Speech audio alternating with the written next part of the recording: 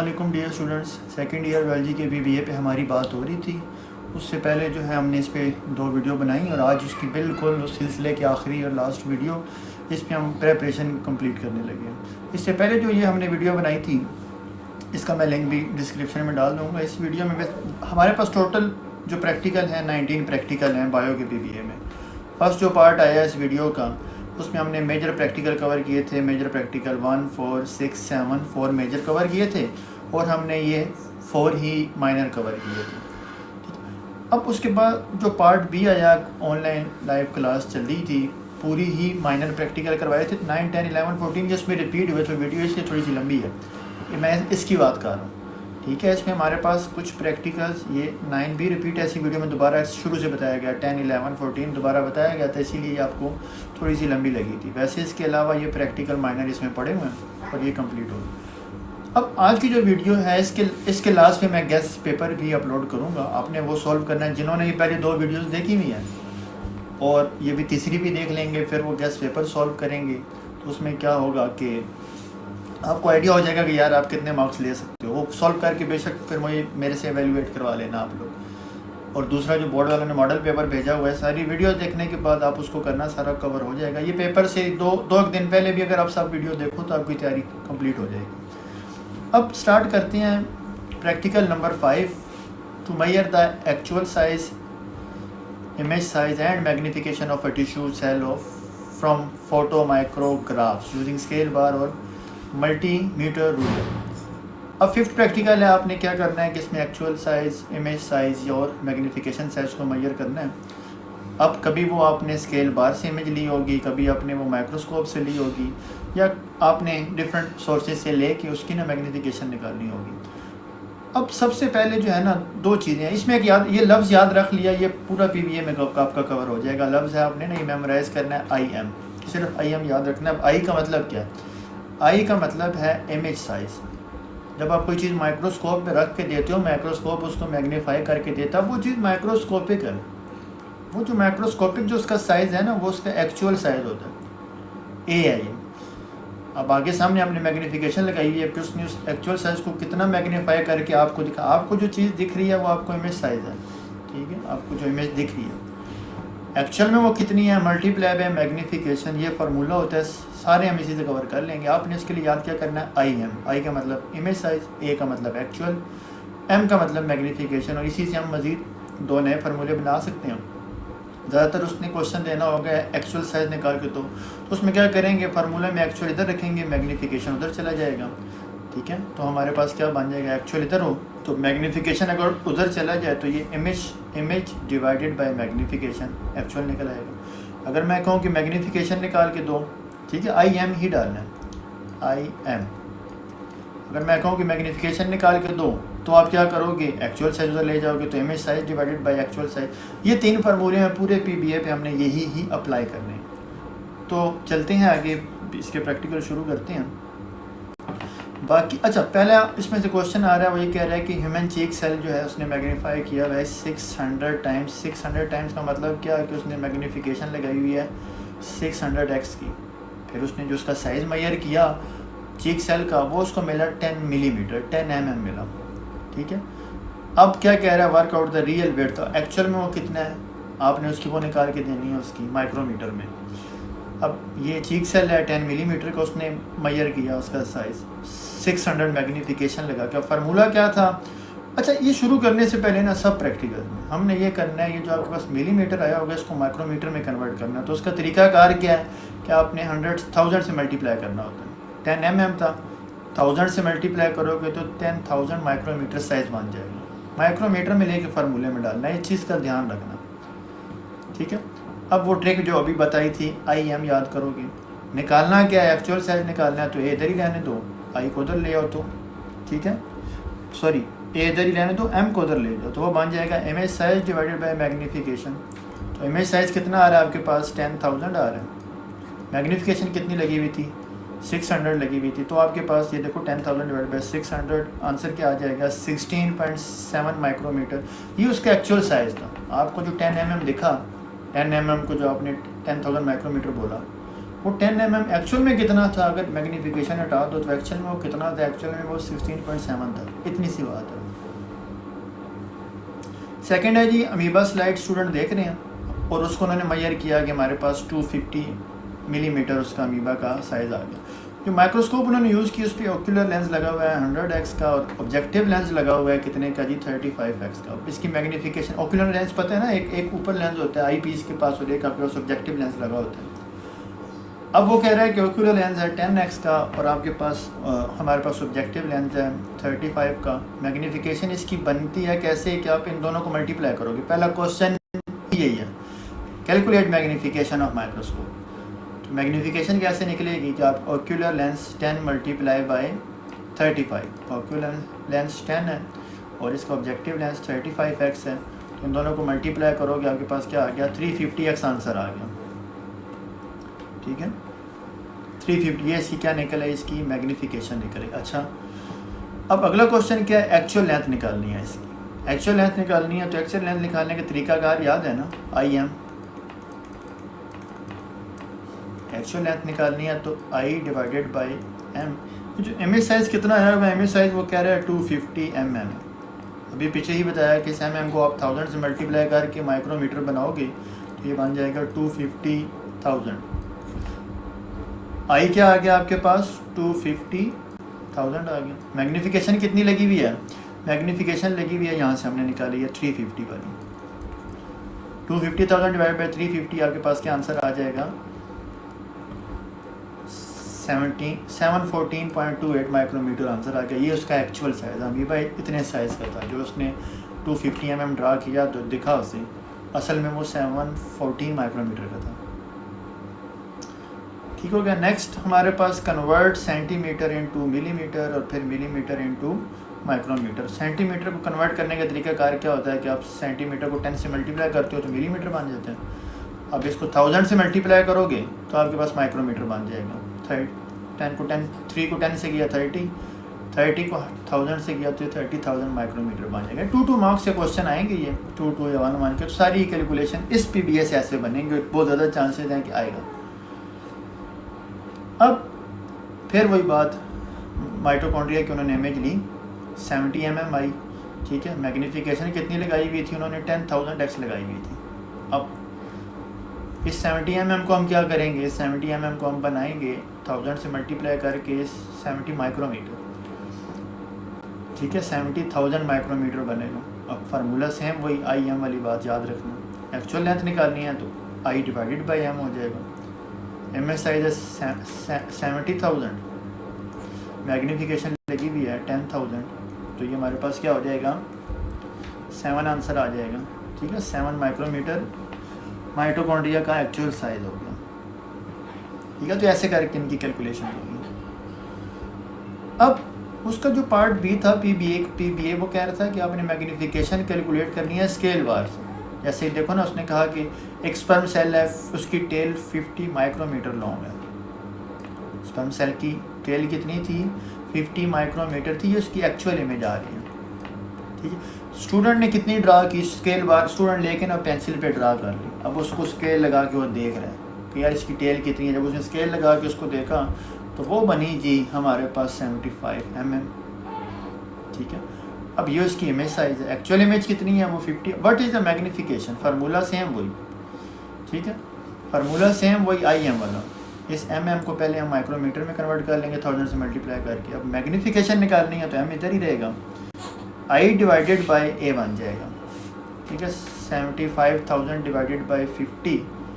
ठीक है 50 कितनी है उसकी, वो हमारे पास क्या थी एक्चुअल थी, image size divided by actual size. तो आपके पास कितनी निकल आएगी मैग्नीफिकेशन, वो 1500x मैग्नीफिकेशन बनी हुई। एक्चुअल में 50 माइक्रोमीटर था, उसने देखा ड्रा किया इतना बड़ा बना दिया। सवाल है कि उसने इसको कितना मैग्नीफाई किया, तो वो उसने इसको मैग्नीफाई किया 1500 टाइम मैग्नीफाई करके। ठीक है, सी था कि हमारे पास मैग्नीफिकेशन निकालनी है फोटो माइक्रोग्राफ्स की। अब वो कह रहा है कि माइटोकॉन्ड्रियन की एक्चुअल साइज़ है जी 8 माइक्रोमीटर। जब ये डायग्राम दी होगी एक वैल्यू नहीं दी होगी, 2 दी हुई होगी। दूसरी वैल्यू जो है हमारे पास वो क्या कह रहा है, इमेज साइज़ आ रहा है जी, यहाँ लिखा होगा कहीं ना कहीं, इमेज पे लिखा होगा दूसरी वैल्यू यहाँ दी होगी। निकालनी क्या है, मैग्नीफिकेशन है। Magnification image size divided by actual size.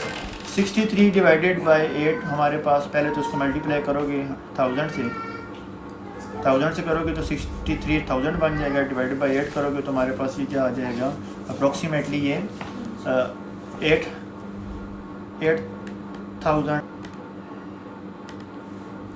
Next बचे हमारे पास प्रैक्टिकल नंबर 2 है, preparation of weight by volume. Percentage या मोलर सॉल्यूशन बनाने हैं फ्रॉम स्टॉक सॉल्यूशन। ठीक है, स्टॉक सॉल्यूशन से आपने सिंपल या सीरियल डाइल्यूशंस करके ना परसेंटेज या मोलर सॉल्यूशन बनाने। अब ये प्रैक्टिकल शुरू करने से पहले बच्चे देखो, पहली वीडियो हमने अपलोड की, आप लोगों ने देखी। जो बच्चे अब तीसरी वीडियो देख रहे हो अभी तक, तो उस पर अभी तक जब ये वीडियो रिकॉर्ड हो रही है, पहली वाली पे कोई 7-8 हज़ार व्यूज़ आ चुके हैं। तो यार उस हिसाब से लाइक कोई नहीं है, आप सब्सक्राइब, कुछ सपोर्ट आप लोगों की कोई नहीं है, मेरी आप लोगों के साथ भरपूर सपोर्ट है। मैंने ही मेहनत करके फ़ाइल बनाई, सारी कटी की, अभी रिकॉर्ड भी कर रहा हूँ आप लोगों की बदले में। आप लोगों की फ़ीस है, यही फ़ीस है कि आप इस वीडियो को लाइक करो, बाकी लोगों को भी लाइक करो। ठीक है, और चैनल सब्सक्राइब कर देना लाजमी।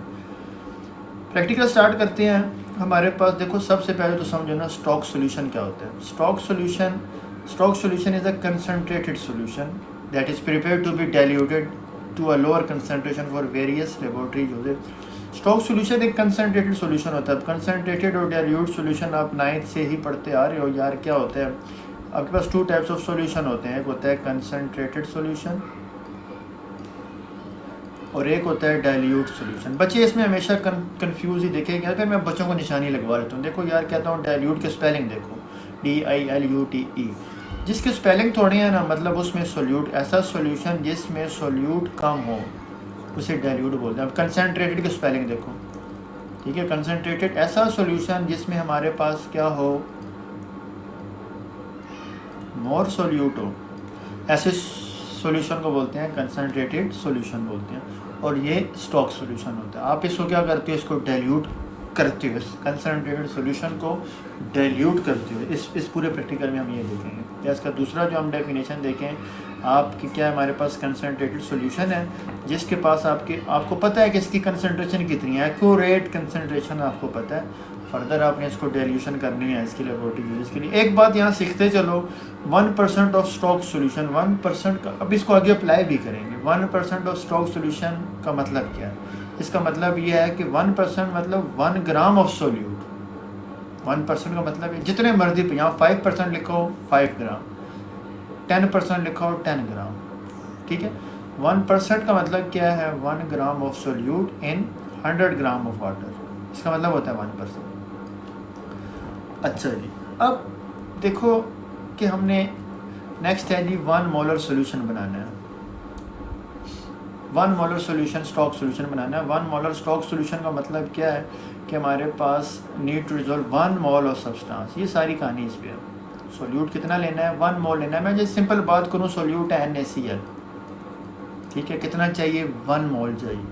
अब NaCl मोल का फार्मूला क्या होता है, मोल का फार्मूला होता है mass in gram divided by molar mass. ठीक है, मोल आ जाएगा। आपको कितना बनाना है जी, 1 मोल बनाना है। आपको मोलर मैस पता है, सोडियम है हमारे पास 23, क्लोरीन है 35.5, तो ये बनता है 58.5 बनता है। तो मोलर मैस के NaCl का 58.5। अब कितना मैस इन ग्राम लोगे कि 1 मोल है, मोलर मैस तो पता चल गया। मैस इन ग्राम कितना लेना है, देखो आपको 1 बनाना है, 58 नीचे तो ऊपर भी 58 ले लो। ठीक है, मैस इन ग्राम भी कितना ले लो, अगर आप 58.5 ले लोगे तो आपके पास क्या बन जाएगा, 1 मोल बन जाएगा।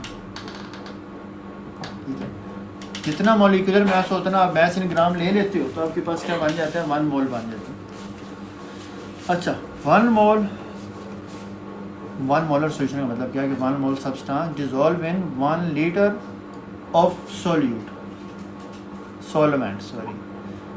1 मोल ऑफ सोल्यूट है, 1 लीटर सॉल्वेंट में डिसॉल्व है, तो 1 मोलर सॉल्यूशन बना हुआ है। मोलैरिटी की बात हो रही है, आपने पढ़ी होगी केमिस्ट्री में भी, आपके PBA इस पे हैं। ठीक है, मोल ऑफ सोल्यूट आ गया divided by volume of solution in 1 litre. ठीक है। 1 लीटर में आपके पास ये मोलैरिटी का फार्मूला है।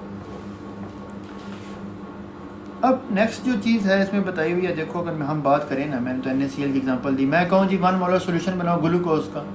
अब ग्लूकोज का मॉलिक्यूलर मैस है हमारे पास 180.16 ग्राम, अप्रॉक्सीमेटली 180 बोलते होते हैं, 180 ग्राम हमारे पास ग्लूकोज का। आप क्या करते हो, 180 ग्राम मोलर मैस है, 180 ग्राम ही ग्लूकोज ले लेते हो, ठीक है। आप इसको मेजर करोगे और इसको क्या करोगे, बीकर में ट्रांसफ़र कर दोगे। बीकर में पहले सोल्यूट डालते हैं, पहले सॉल्वेंट इसलिए नहीं डालते, देखो अपने फ़र्ज़ करो पानी डाला हुआ है, 1 लीटर है भरा हुआ है, अगर ऊपर से सोल्यूट डालोगे तो पानी तो नीचे गिर जाएगा, कुछ ना कुछ तो गिरेगा, इसीलिए आप ऐसे नहीं करते हो।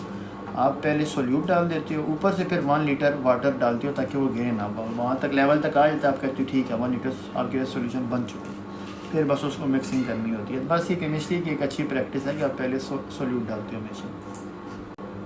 अब इससे डाइल्यूशन कैसे करनी है, डाइल्यूशन ऐसे करनी है, फार्मूला है उसका M1V1 M2V2 या C1V1 = C2V2। C कहते हैं कंसनट्रेशन को, ठीक है। C1 क्या है, इनिशियल कंसनट्रेशन, स्टॉक सॉल्यूशन जो आपने बनाया हुआ है कितनी कंसनट्रेशन का बनाया हुआ है, ये आपके पास इनिशियल होता है, C1 होता है। V1 क्या होता है, V1 है हमारे पास volume needed from stock solution. आपने डाइल्यूशन करनी है ना, ये पूरा PBA आपके पास इसी पे है, V1 कितना चाहिए, पूरा PBA इस पे, स्टॉक से कितना वॉल्यूम उठाओगे कि आपकी डिज़ायर्ड बने, ठीक है, वो V1 होता है। या initial volume of stock solution वो आपके पास V1 आ गया। C2 क्या हो गया, C2 हो गया डिज़ायर्ड कंसनट्रेशन, या M2 भी बोलते हैं ऐसे, इसको M1 बोलेंगे, M1V1 वाला, इसको M2 भी बोलेंगे। कितनी कंसनट्रेशन बनानी है, कितना वॉल्यूम बनाना है, वो V2 हो जाएगा, ठीक है। मैं छोटी सी मिसाल दूँ, वो क्या रहा है कि हमारे पास 100 ml वॉल्यूम हो गया V2, ठीक है। ये आ गया 0.1 मोलर ग्लूकोज बनाना है, तो ये आपके पास आ जाएगा C2 बोलो या M2 बोलो, ये आपके पास मोलैरिटी है M1। 1 मोलर ग्लूकोज सोल्यूशन था, स्टॉक सोल्यूशन था, आपने उससे क्या बनाना है, 100 ml का 0.1 मोलर कंसनट्रेशन के साथ बनाना है। तो फार्मूला M1V1 = M2V2 है। V1 कितना चाहिए, तो सिंपल ये देखो, M1V1 = M2V2। आपको V1 चाहिए तो V1 इधर ही रहने दो, M2 × V2 / M। Simple values डालो इनकी, ठीक है। ये देखो 0.1 आ गया, M2 × V2 कितना है, 100 ml डिवाइडेड बाय कितना है जी, 1, तो आपके पास V आंसर आ जाएगा। ये मेरे पास बनता है कि 10 ml बनता है। आप इनिशियल स्टॉक सॉल्यूशन से अगर आप 10 ml ले लो, ठीक है,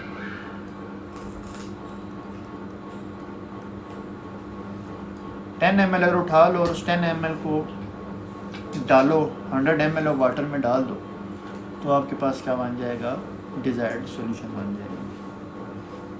10 ml लेके 90 ml वाटर में डालना है, सॉरी ये चीज़ इसकी मैंने वो भी की हुई है,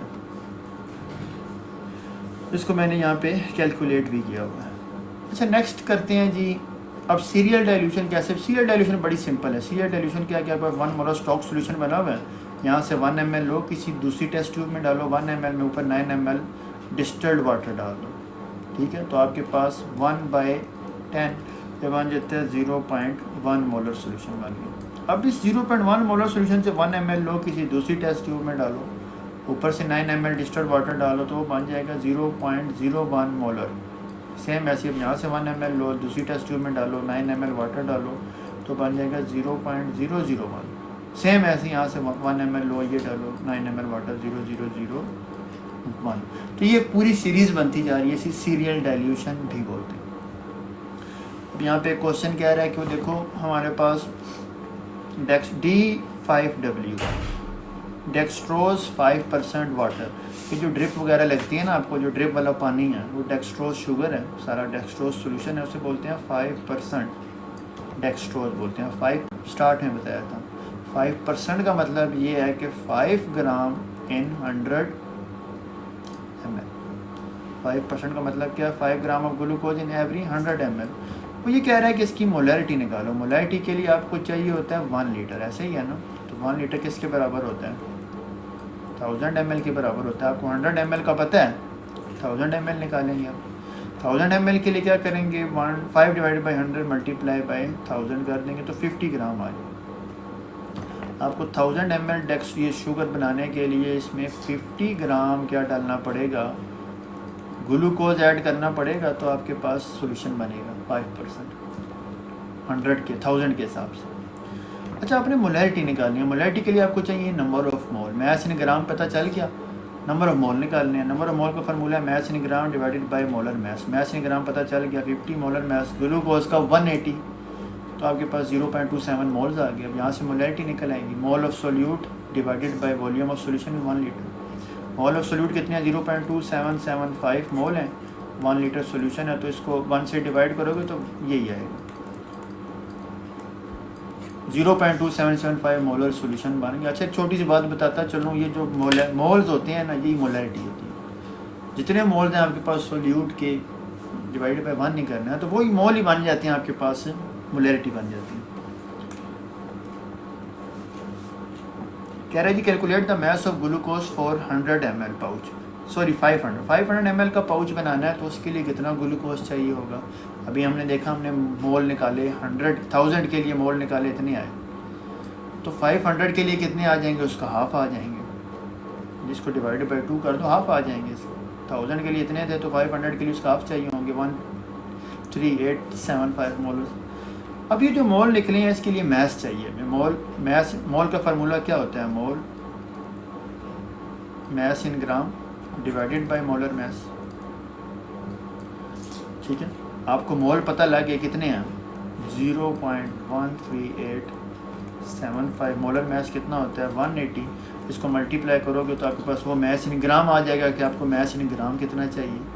ठीक है, तो वो 25 ग्राम चाहिए। थोड़ा सा अकल हो बंदे को पीछे ही पता चल जाता है। जब हम 1000 ml के लिए 50 ग्राम ले रहे हैं, तो 500 ml के लिए कितना लेंगे, तो 50 का हाफ।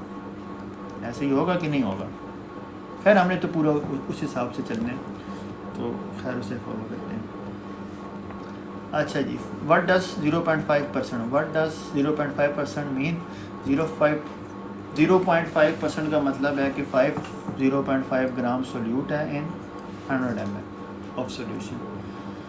अच्छा, now calculate the volume of 5.0 molar solution. NaCl stock solution है, ये आपके पास आ रहा है M1 या C1 भी बोलते हैं। ये आपके पास है V2, इतना आपने बनाना है, इतनी आपने मोलैरिटी का इतने वॉल्यूम के साथ बनाना है सोल्यूशन। तो आपको C1 कितना चाहिए होगा, सेम वही। ठीक है, M1 V1 is equal to M2 V2 या C1 V1 is equal to C2 V2। आपको V1 ढूंढना है, कितना मोल निकालने हैं ताकि हम अपनी डिज़ायर बनाएं। तो V1 उधर ही रहे, तो ये M2 V2 divided by M1। Simple values डालो इसमें, आपके पास आंसर आ जाएगा। ठीक है, वैल्यू डालो, 0.6 है जी C2 मल्टीप्लाई बाई V2 कितना है जी 500 ml डिवाइडेड बाई 5 करोगे तो ये 16 ml जो आंसर आ रहा है। आपको 16 ml आपने V1 उठाना है, तो आपका डिज़ायर्ड सॉल्यूशन बन जाएगा। नेक्स्ट है हमारे पास to investigate the concentration of reducing sugar by Benedict test using calorimeter। अब देखो, आपने क्या करनी है, कंसंट्रेशन ढूंढनी है। ये बेनेडिक्ट टेस्ट सिंपल नहीं है जो 9th में किया था कि शुगर सॉल्यूशन लेके आपने बेनेडिक्ट रिएजेंट डाला, हीट किया, कलर चेंज हो गया, काम ऐसे नहीं है पुत्र, ये लंबा काम है। इसमें कंसंट्रेशन ढूंढनी है कि कितनी शुगर की कंसंट्रेशन है, कितनी ग्लूकोज कंसंट्रेशन है, सिर्फ ये निकालनी होती है। अब ग्लूकोज एक रिड्यूसिंग शुगर है। अब शुरू करने से पहले देखो ना, पहले तो देखो ये बेनेडिक्ट टेस्ट काम कैसे करता है। बेनेडिक्ट रिएजेंट जो होता है ना, बेनेडिक्ट रिएजेंट ब्लू कलर का होता है। अब वो जो ब्लू कलर क्यों है, क्योंकि उसमें कॉपर सल्फेट है। ये जो रिड्यूसिंग शुगर के टेस्ट है ना, रिड्यूसिंग शुगर ग्लूकोज वगैरह, ये ग्लूकोज क्या करती हैं, इस कॉपर को रिड्यूस कर देती हैं,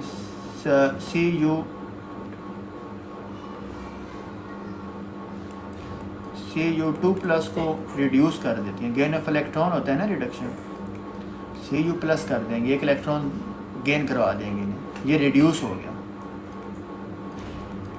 ठीक है, इसके साथ क्या करके ये फिर ऑक्सीजन को जोड़ के ना CU2O ये बना देती हैं, रेड PPT बनवा देती हैं इसकी। अगर आपने बेनेडिक रीएजेंट डाला हुआ है ऊपर से क्या डाल दो, ग्लूकोज भी डाल दो, तो ग्लूकोज बेनेडिक रीएजेंट को तोड़ देगा, तोड़ के क्या करेगा, रेड PPT बनाना शुरू कर देगा। ठीक है, तो मतलब इससे कंफर्म होता है कि यार ये हमारे पास रिड्यूसिंग शुगर्स पड़ी नहीं है। ठीक है, आपने ये पड़ा हुआ था, कंट्रोल है, देखो उसमें वाटर है, कोई शुगर नहीं है। ठीक है, कोई शुगर ना हो ना, आप बेनेडिक रीएजेंट डालोगे ब्लू कलर का, हीट करोगे कोई कलर नहीं, ब्लू ही रहेगा। थोड़ी सी शुगर हो, ट्रेसेस हो 0.5 से 1 तो ग्रीन, थोड़ा सा ज़्यादा हो जाए, लो ग्लूकोज हो तो येलो, ऑरेंज, फिर लास्ट पे रेड ब्रिक कलर आता है। ये सारे कलर आपने 9th से याद किए हैं, अभी भी ज़रूरी हैं।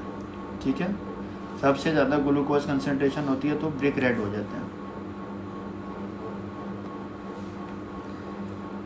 अच्छा, अब कैलोरी मीटर कैसे काम करता है? देखो कैलोरी मीटर आपने किसी भी ग्लूकोज कंसनट्रेशन फाइंड करनी है ना, तो आप अपना सैंपल जो है कैलोरी मीटर में रख देते हो। कैलोरी मीटर क्या कर देता है, आपको रीडिंग दे देता है, बता देता है यार इसमें इतनी कंसनट्रेशन पड़ी हुई है। ये देता कैसे है, आपने सबसे पहले इसको कैलिब्रेट करना होता है। पहले तो इसकी वर्किंग देखो ना, सिंपल वाइट लाइट है, वाइट लाइट आपको पता है वाइट लाइट में 7 कलर है। अब कोई सोल्यूशन अगर आपको ब्लू दिख रहा है ना, वो ब्लू क्यों दिख रहा है? जैसे कैलोरी मीटर की बात की जाए, सॉरी उसकी बेनेडिक रीएजेंट की बात की जाए,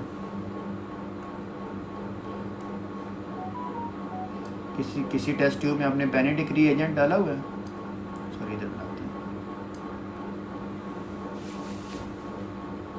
बेनेडिक रीएजेंट बनाया हुआ है, आपको ये ब्लू क्यों दिख रहा है? वजह ये है कि ये जो लाइट में 7 कलर हैं, 7 के 7 इधर एब्जॉर्ब हो रहे हैं, ब्लू क्या हो रहा है हमारे पास, रिफ्लेक्ट हो रहा है।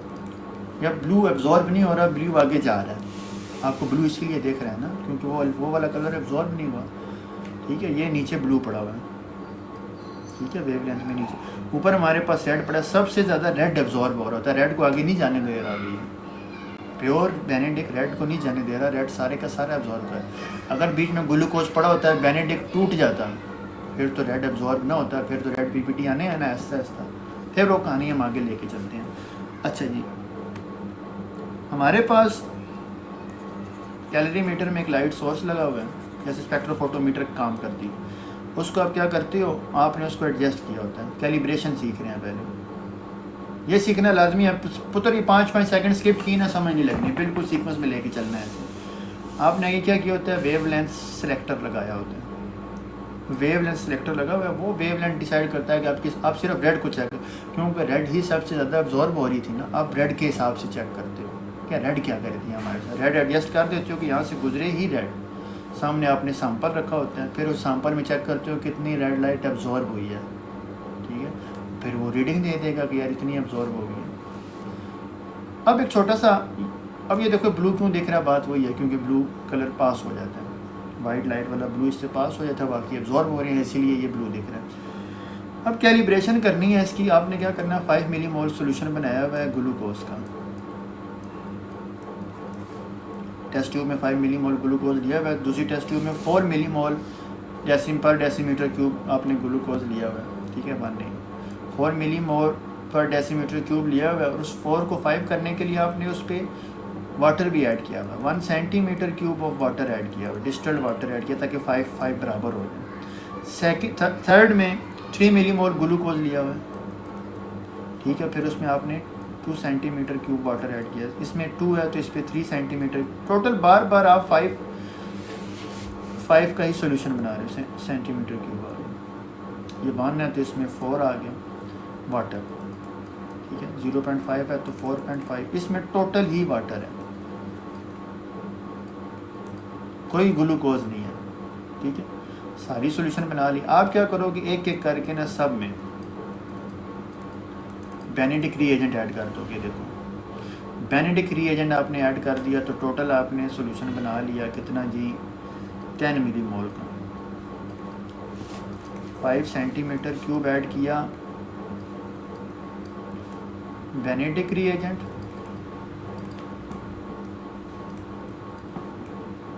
ईच ट्यूब, सब ट्यूब में बेनेडिक रीएजेंट आपने ऐड कर दी, सारे सोल्यूशन क्या बन गए आपके पास, 5 ऐड होने के बाद ये 10 मिलीमोल बन गए। वो बात याद है ना, एक में ग्लूकोज था, इस वाले में सबसे ज़्यादा ग्लूकोज और इसमें बिल्कुल नहीं है। अब यहाँ पे भी आपने बेनेडिक्ट डाला, हुआ क्या, बेनेडिक्ट का अपना कलर ब्लू होता है ना, तो इधर सबसे ज़्यादा रेड लाइट एब्जॉर्ब हो रही होगी। आपकी बुक में जो मर्जी है, मैं नाम नहीं लूँगा, अगर उसने डायरेक्ट रिलेशन बनाया हुआ तो डायरेक्ट नहीं है, रेड लाइट के साथ इसका रिलेशन इन्वर्स बनता है। क्या देखते हैं, अब ये देखो हमारे पास ये डाटा आएगा कि ज़ीरो, जब हमारे पास सारा ही डिस्टिल्ड वाटर है, ग्लूकोज है ही नहीं, तो रेड लाइट जब गुजारोगे रेड सारी की सारी एब्जॉर्ब होगी बेनेडिक्ट रिएजेंट से। सबसे ज़्यादा एब्जॉर्बेंस हमारे पास इधर आ रही है। जो ही ग्लूकोज की कंसनट्रेशन बढ़ेगी, एब्जॉर्बेंस कम होगी, रेड थोड़ी सी पास होगी। आप मज़ीद ग्लूकोज कंसनट्रेशन बढ़ाओ, रेड की एब्जॉर्बेंस और कम होगी, रेड और ज़्यादा पास होगी। ठीक है, जब ग्लूकोज कंसनट्रेशन सबसे ज़्यादा कर दोगे तो एब्जॉर्बेंस कम हो जाएगी, रेड काफ़ी सारी पार हो जाएगी। अब आपके पास देखो ये इस PBA से आना ही ग्राफ है,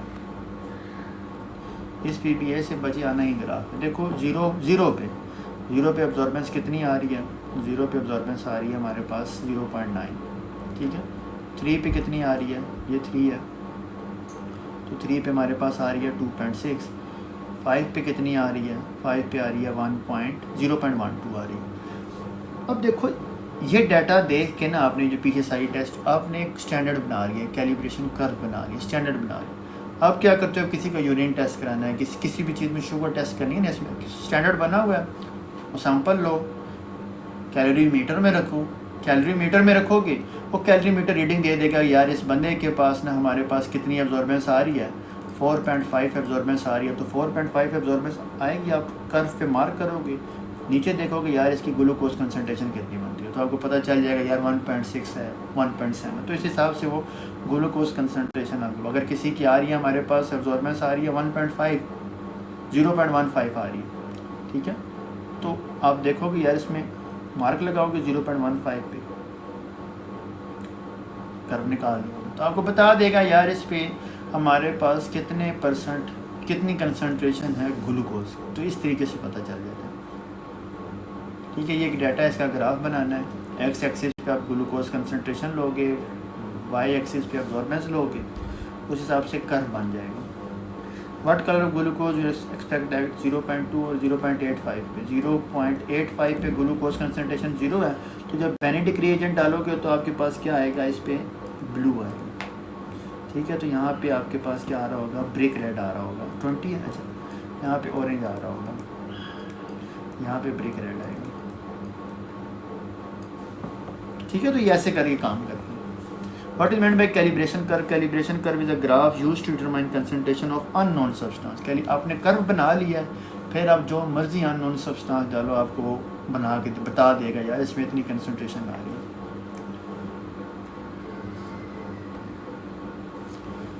लास्ट PBA हमारे पास आ गया 8। अब ये बिल्कुल लास्ट PBA है, इंशाल्लाह आप लोगों की PBA की केमिस्ट्री और फिजिक्स के भी वीडियोस मैं अपलोड करूँगा, मेरी उन टीचर से बात होगी, अब बस टाइम स्केजुअल है। मंडे को इंशाल्लाह फिजिक्स का कोशिश करूँगा कंप्लीट ही एक वीडियो लग जाए, नहीं तो 60-70% PBA मंडे को अपलोड हो जाएंगे।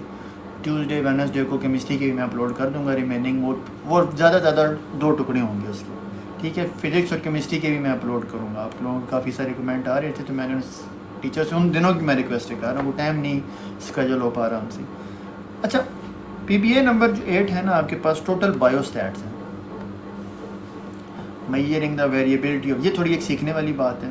ठीक है, ह्यूमन हाइट है, बायोस्टैट्स अप्लाई करवाएगा, प्लांट हाइट है, बायोस्टैट्स अप्लाई करवाएगा, फर्टिलाइजर सारे बायोस्टैट्स हैं, उसमें 2-3 चीज़ें सीखने वाली हैं। इसमें एरर बार मैं आप लोगों को सिखाऊंगा, और ये हमारे पास जो है स्टैंडर्ड डेविएशन सारे डाटा की कैसे निकलेगी वो देखेंगे। इंडिपेंडेंट डिपेंडेंट वेरिएबल थोड़ा सा ये बताना, बाकी सारा बायोस्टैट्स है, बायोस्टैट्स पे पूरा चैप्टर अपलोड हुआ है। खैर, अब ये वाला प्रैक्टिकल कैसे, मेजरिंग वेरिएबिलिटी ऑफ लीव। आप क्या करते हो, ग्राफ तो पेपर देखा ही होगा सारों ने, अब किसी लीव को आपने उसको मेजर करना है, उसके एरिया कितना आ रहा है, आप उस लीव को ग्राफ पेपर पे रखते हो, और फिर उसके वो जो होता है ना बॉर्डर को टैली करते जाते हो, ऐसे जो कोई जैसा मर्जी लीव हो बॉर्डर को टैली करोगे। वो ग्राफ पेपर पे आपने एक स्टैंडर्ड बनाया होता है कि यार एक बॉक्स इतने एरिए का। ठीक है, जैसे जहाँ वो ये बात कर रहा है कि 2 सेंटीमीटर ग्रिड पे एक स्क्वायर जो है हमारे पास वो कितना आ रहा है जी, 4 सेंटीमीटर स्क्वायर का आ रहा है एक ग्रिड। अब हम इसका एरिया कैसे निकालते हैं? आप मेजर करते हो whole square, total whole square कितने हैं, कम्प्लीटली स्केयर जो पत्ते में आ रहे हैं। अब एक ये है, 2 3 4 5, टोटल 8 होल स्केयर हैं जो कि कंप्लीट आ रहे हैं। तो ये whole square multiply by 4 centimetre square, तो ये 32 आ गया, 32 सेंटीमीटर स्केयर आ गया। अब दूसरा गिनती हो कि पार्शली कितने फेल्ड। अब ये भी देखो 1 भी ये आ गया, 1 पार्शली फेल्ड। ये जो बॉक्स है ना 2 वाला, ये भी पार्शली फेल्ड है। 3 भी पार्शली फेल्ड है, 4 भी पार्शली फेल्ड है, 5 भी पार्शली फेल्ड है। तो ये ऐसे आप पार्शली फेल्ड भी काउंट करते हो। तो पार्शली फेल्ड हमारे पास कितने आ रहे हैं जी? आधे आधे जो फील्ड आ रहे हैं 22 आ रहे हैं। 22 डिवाइडेड बाई 2 11 आएगा आपके पास। 11 मल्टीप्लाई बाई 4 करोगे तो वो आपके पास 44 सेंटीमीटर स्क्वायर आ जाएगा। अब इन दोनों को आप ऐड कर लोगे, ठीक है, 32 44 को, तो 76 सेंटीमीटर टोटल एरिया इसका इतना। सिंपल है, ये ऐसे हो रहा होता है। Measuring variability based graph paper method using different plant species. अब देखो उसने यहाँ पे जो स्टैंडर्ड दिया है कि 1 स्क्वायर के इसके बराबर है 1 सेंटीमीटर स्क्वायर की। अब उसने पता रखा उसको, उसके मार्जिन को, उसके बॉर्डर को टैली किया ग्राफ पे। अब वो देखेगा क्या, calculate its complete squares. Complete squares कितने आ रहे हैं जी इसमें? ये कम्प्लीटली स्क्वायर 2 3 4 5 6 7 और 8 हमारे पास कितने हैं जी? कंप्लीट स्क्वायर है। 1 सेंटीमीटर स्क्वायर था तो आप 8 मल्टीप्लाई 1 सेंटीमीटर स्क्वायर, तो ये 8 सेंटीमीटर स्क्वायर इसका बात है। Calculate partial square. Partial square कितने आ रहे हैं हमारे पास? 1 2 3 4 5 6 7, ठीक है। 7 पार्शियली फील्ड है, तो पार्शियली फील्ड आपके पास क्या हो जाएगा? 7 डिवाइडेड बाई 2 मल्टीप्लाई बाई 1 करो, या 0.5 से कर लो। एक 1 का है तो आप 0.1 का कर लो, ठीक है। तो 3.2 सेंटीमीटर टोटल कितना हो जाएगा? 8 + 3.2, 8 + 3.2 टोटल लीफ का सरफेस एरिया आ जाएगा। अब अगली बात जो आती है ना, ये पीबीएस स्टार्ट करने से पहले मैंने बताया 2-3 चीज़ें सीखनी हैं आपने ना। ये देखो मीन का फार्मूला आपको याद होगा, ठीक है। मीन कैसे होते हैं? अर्थमेटिक मीन x बार समीशन x, टोटल जितनी भी हमारे पास वो थे नंबर्स थे उनको ऐड करते हो, डिवाइडेड बाय टोटल नंबर से कर देते हो। अगर डाटा ग्रुप हो तो समीशन f(x) होता है।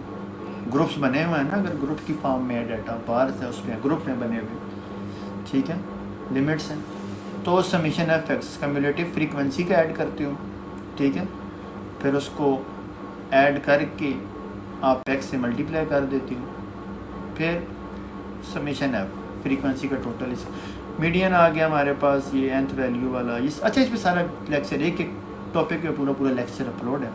स्टैंडर्ड डेविएशन देखो, स्टैंडर्ड डेविएशन को कैसे देखते हैं? इसने करवाना ही स्टैंडर्ड डेविएशन है। पीबी आएगा भी स्टैंडर्ड डेविएशन वाले। मीन है, मीन निकालते हैं सबसे पहले, फिर उस मीन से ई स्कोर को माइनस करते हैं। मीन निकल आएगा ना, जितना भी स्कोर होगा उसे माइनस करेंगे। अभी मैं आगे अप्लाई करवाता हूँ। करने के बाद आप उनका स्क्वायर लोगे, सारी वैल्यूज़ का स्क्वायर लेके उन सारी वैल्यूज़ को ऐड कर दोगे। फिर n डिवाइडेड बाई 1 से आप क्या कर दोगे? डिवाइड करके अंडर रूट ले लोगे, आपके पास क्या आ जाएगा? स्टैंडर्ड डेविएशन आ जाएगा। ठीक हो गया। ये भी वही चीज़ है, ये पॉपुलेशन डाटा बड़ा होता है अब यूज़ करते हैं, डाटा छोटा होता फिर हम n-1 यूज़ कर रहे होते हैं। अब तीसरी चीज़ जो सीख रहे हैं, फिर इसके बाद बस एक पीबीए करवाता हूँ।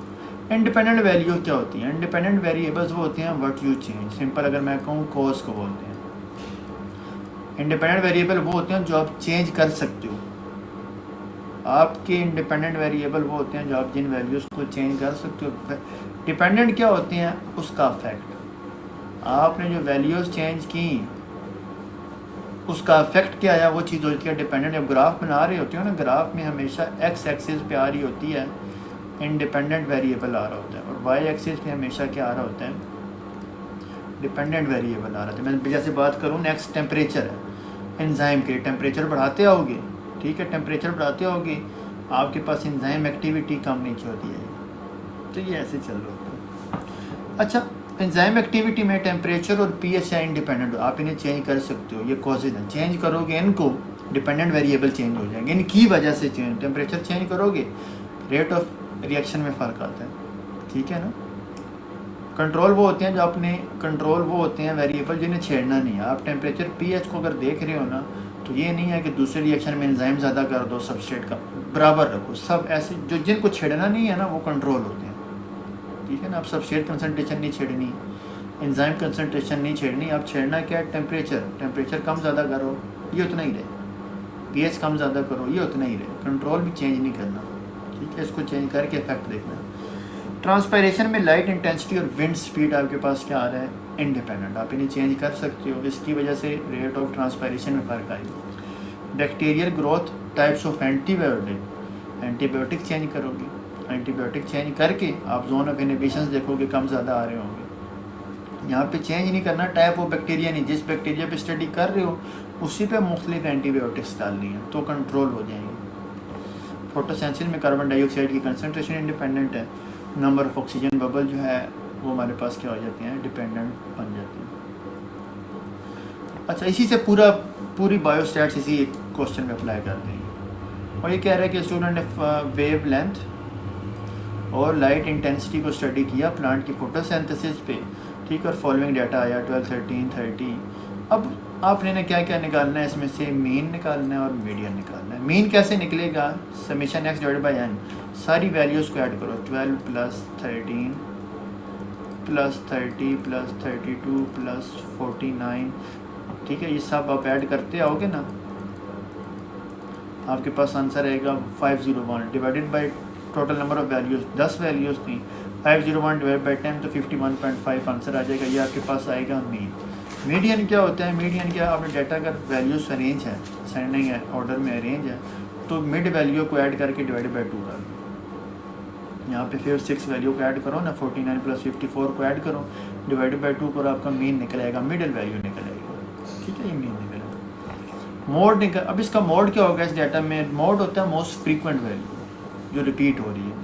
हमारे पास 72 डाटा में रिपीट हो रही है तो 72 इसका मोड हो जाएगा। रेंज क्या होती है, highest minus lowest, highest value है आपके पास 87, लोवेस्ट कितनी है 12, 87 - 12 आपके पास 75, ये निकलेगी रेंज, ठीक है। बट वो इंडिपेंडेंट इस रिएक्शन में इंडिपेंडेंट कौन से हैं, तो ये जो वेव लेंथ और लाइट इंटेंसिटी है इंडिपेंडेंट है, ये आप चेंज कर रहे थे। डिपेंडेंट क्या हुई, डिपेंडेंट हुई रेट ऑफ फोटोसिंथेसिस, ठीक है। इन दोनों के चेंज होने से फोटोसिंथेसिस में फ़र्क आ रहा है, तो इंडिपेंडेंट होगी, ये डिपेंडेंट होगी।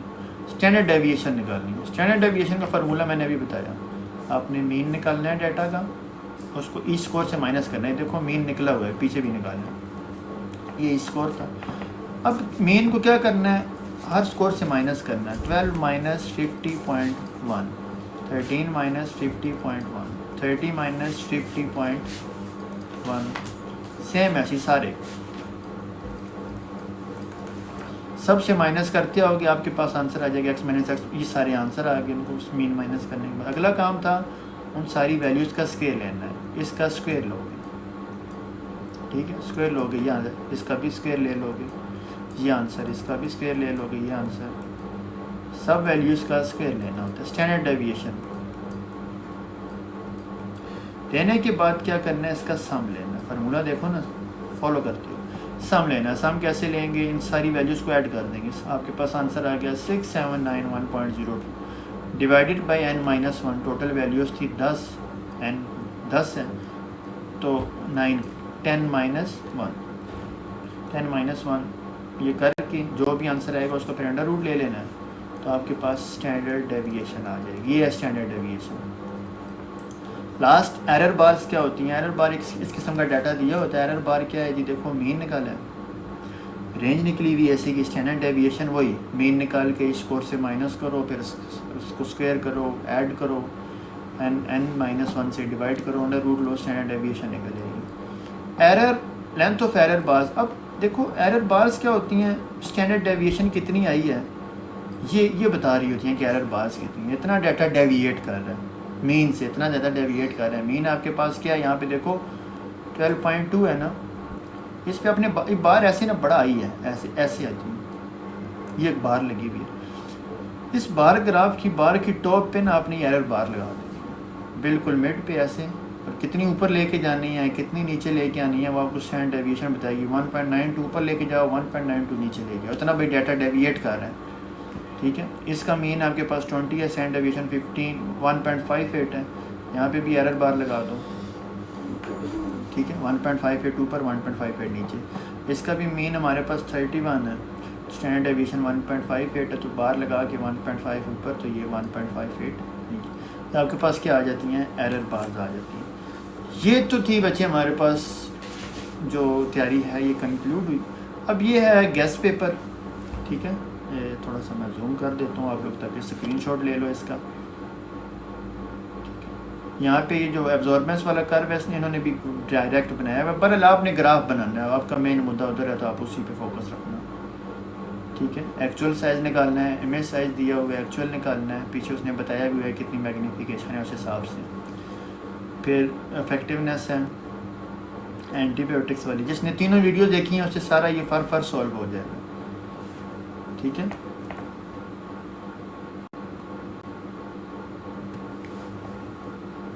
नेक्स्ट हमारे पास है जी मीन निकालो इस डाटा का, स्टैंडर्ड डेविएशन निकालो, arrange data in the form of bar graph बनानी है। फिर ब्लड ग्रुप वाला सेक्शन भी आ गया, ठीक है। ये सारे क्वेश्चन कराए हुए हैं। लेवल डायग्राम है, ये डायग्राम को लेवल करना है।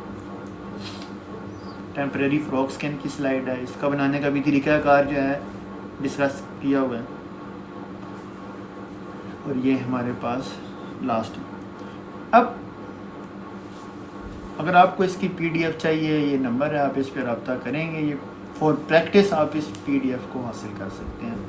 बाकी इंशाल्लाह आप लोगों की केमिस्ट्री और फिज़िक्स की उधार होगी, वो वाली वीडियोस भी अपलोड करेंगे। तब तक के लिए